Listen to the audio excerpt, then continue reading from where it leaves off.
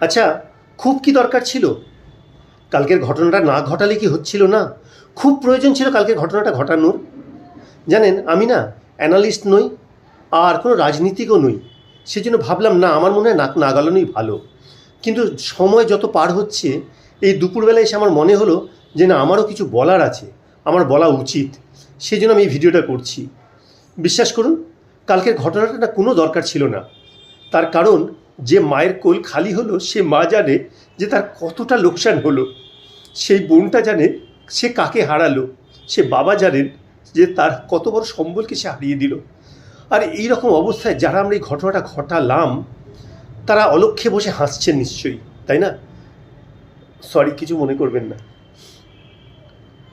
যারা অলক্ষ্যে বসে হাসছেন এই ঘটনাটা ঘটিয়ে, আচ্ছা তাদের কি কখনো ভালো হবে? আমরা তো প্রত্যেকে একটাই ধর্ম মেনে নিয়েছিলাম না, আমরা সবাই মিলে সমানভাবে থাকবো, কোনো হানাহানি নয়। ভোটের পরে রেজাল্টের দিন আমি নিজেও এসে একই কথা বলেছিলাম। অনেকে আমাকে ব্যঙ্গ করেছিলেন, বলেছিলেন যে দাদা আপনার সঙ্গে তো ঘটেনি, তাই আপনি এত বড় বড় কথা বলছেন যে সবাই শান্ত থাকবেন, ভালো থাকবেন। আমি তাদেরকেও হেসে বলেছিলাম যে কেন শান্ত থাকবো। আর আজও একটাই কথা বলছি, এই যে ঘটনাটা ঘটানো হয়েছে, এর আমার ছোট্ট মাথায় যেটুকু বুদ্ধি আসে, আমার তো মনে হচ্ছে যে সমাজকে বিচলিত করার জন্য, আবার হানাহানি, আবার মারামারি, রক্তে ভাসিয়ে দেবার জন্য এক শ্রেণীর মানুষ বা এক শ্রেণীর নির্লজ্জ মুখ রয়েছে, যারা কিনা চাইছে আবার আমরা রক্তে গঙ্গায় ভেসে যাই, আবার আমরা রক্তে স্নান করি। কিন্তু আমি আবার আপনাদেরকে রিকোয়েস্ট করব, হাত জোর করে রিকোয়েস্ট করব, যারা প্রলোভন দেখাচ্ছেন আমাদের এই রক্তগঙ্গা বইয়ে দেবার, তাদের কথায় না আমরা কেউ কান দেব না।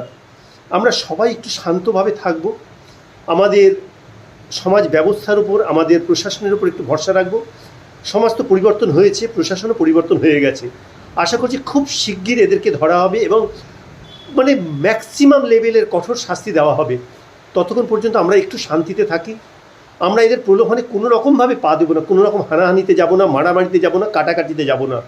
জানি এটা বলতে হয়তো আমার যতটা ইজি, আর যাদের ঘটেছে তাদের পক্ষে ততটা ইজি নয়। কাল যদি আমার ঘরে ঘটতো, আমিও হয়তো বলতাম, আমিও হয়তো অস্ত্র হাতে বেরিয়ে পড়তাম। তবুও আজকে বলছি যে সবাই একটু শান্তভাবে থাকবেন, এইরকম প্রলোভনে পা দেবেন না। আমাদেরকে আর কিছু না, আমাদের হিন্দুদেরকে একটা প্রলোভন দেখানো হচ্ছে, যাতে কিনা আমরা আননেসেসারি এই ব্যাপারটার মধ্যে জড়িয়ে পড়ি। প্লিজ, আমি হিন্দু মুসলিম সবার কাছে বলছি, এই প্রলোভনে পা দেবেন না। সবাই একটু শান্ত হয়ে থাকবেন, আমরা সবাই সুস্থভাবে থাকবো এই সমাজে। নমস্কার, ভালো থাকবেন সবাই।